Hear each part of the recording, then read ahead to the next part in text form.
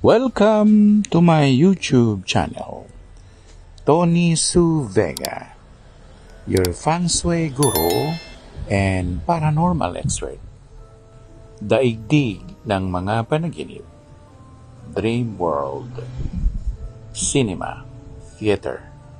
Kapag nakapanaginip ka ng sinihan at madilim ang paligid, at nakita mo sa telon o silver screen na mayroong lumalabas ng palabas, ang panaginip na ito ay medyo pangit.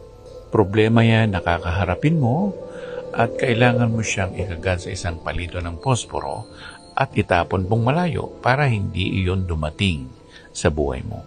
Kailangan mo siyang kontrahin.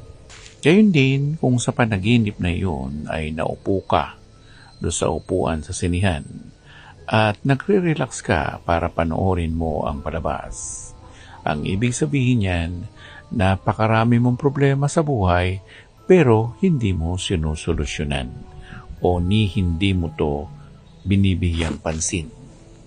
Kung sa panaginip naman ay mismong ikaw ang gumaganap doon sa pelikula na yun, ang ibig sabihin niyan, maaaring nakikita mong klarong-klaro ang mga problema mo at naguguluhan ka kung paano mo ito bibigyan ng solusyon, pero isang araw, malalaman mo kung ano ito.